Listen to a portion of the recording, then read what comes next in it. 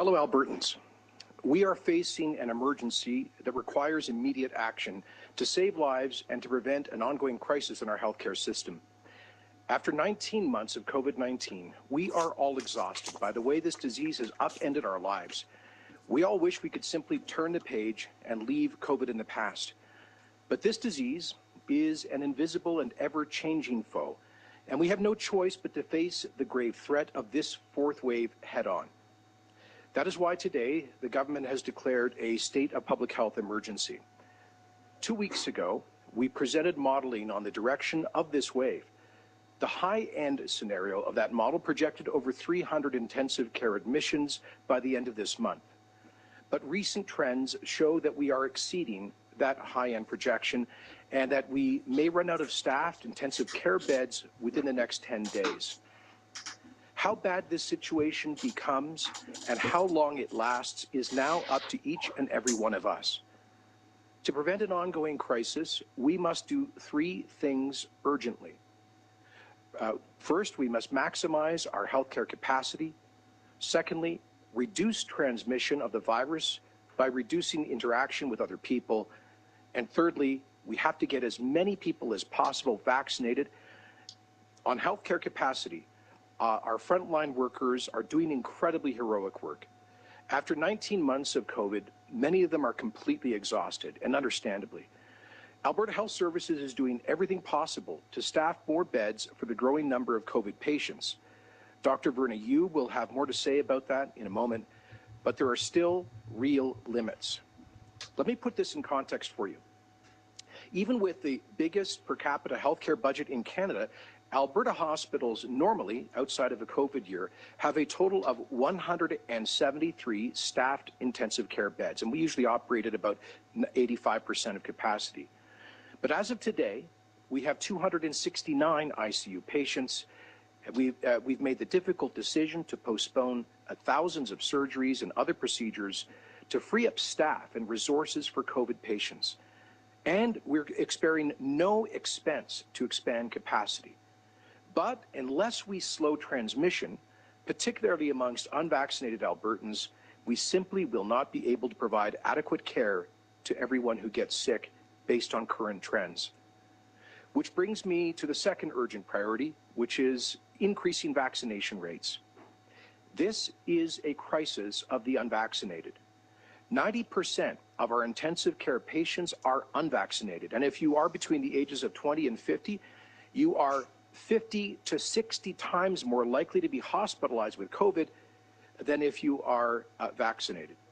So I do not say this, by the way, to stigmatize people, but we all need to understand that the decision not to get vaccinated is not just a personal choice.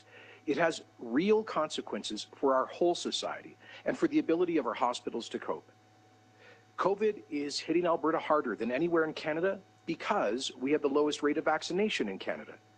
This is despite 9 months of educating people about the safety and effectiveness of the vaccines, despite making it as convenient as possible to get the jab in every corner of the province, including 1,400 pharmacies, and despite Alberta having the most generous incentives in the country, from million-dollar lottery prizes to $100 gift cards to those who get vaccinated. I want to thank the nearly 80% of adult Albertans who have stepped up to protect themselves, their loved ones, and our healthcare system and its workers.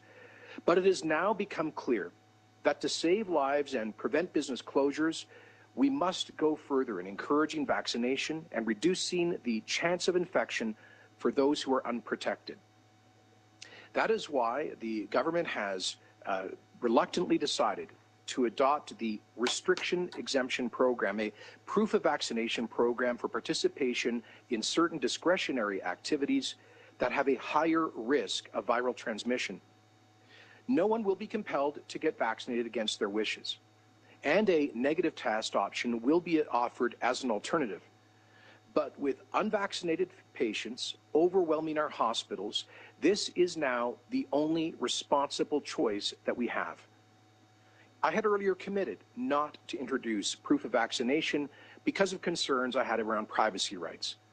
But the government's first obligation must be to avoid large numbers of preventable deaths. We must deal with the reality that we are facing. We cannot wish it away. Morally, ethically, and legally, the protection of life must be our paramount concern. I believe that the vast majority of Albertans understand this and support this. Our third key goal is to reduce viral transmission. If we fail to do so, the pressure on our hospitals will be unsustainable for weeks to come. So this is truly a life and death matter.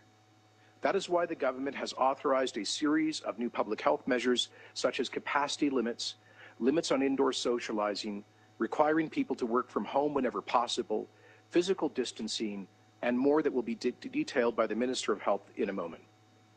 We have sought to minimize the impact of new health measures on children, recognizing that they have suffered disproportionately throughout the last 19 months, even though they are at the lowest risk of severe COVID outcomes. We'll also avoid business closures by allowing hospitality and other businesses to participate in the new proof of vaccination program as an alternative. This means that businesses can operate safely while cutting viral transmission at the same time.